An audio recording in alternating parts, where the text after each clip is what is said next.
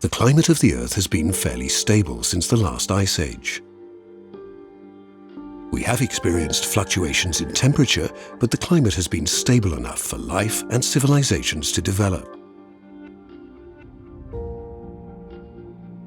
In the early 18th century, Thomas Newcomen succeeded in creating a steam engine.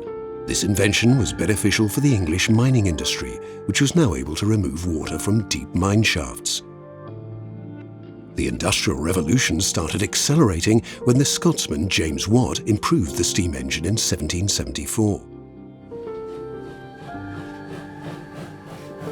The burning of fossil fuels such as coal could now create energy to make the production industry more efficient and became a starting point for the development of the railways. Now, steam locomotives could transport goods and people greater distances in a shorter period of time. In the meantime, researchers increased their interest in nature and the atmosphere surrounding us. In the 1820s, the French mathematician Joseph Fourier was wondering about the warm temperature of the Earth. He knew that the planet was radiating energy towards outer space, and this enabled him to come up with the theory that something was trapping energy, just like a greenhouse. He just didn't know quite how. The answer came in 1861, when the Irishman John Tyndall was able to explain the greenhouse effect after a few lab experiments including carbon dioxide and water vapor or steam.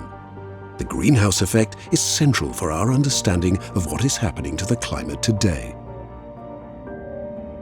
The sun is extremely hot and releases its energy in the form of short-wave radiation.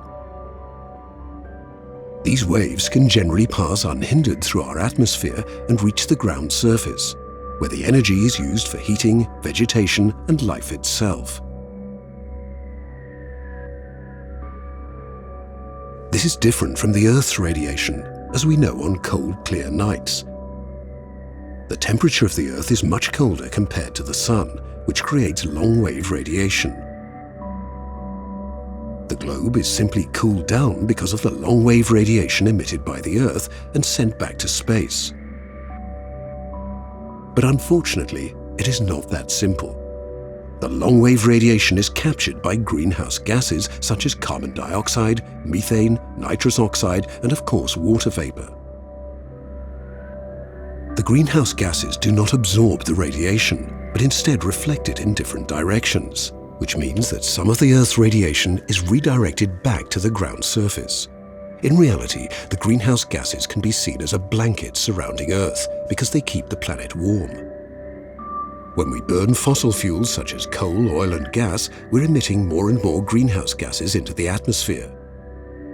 Consequently, the blanket surrounding the Earth becomes more efficient in keeping the globe warm, and therefore the temperature rises. This is exactly what has happened in the past several decades.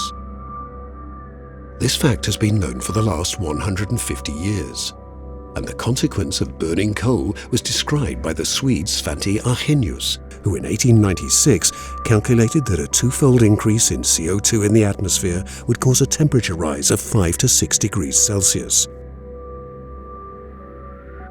Unfortunately, nobody believed him at the time.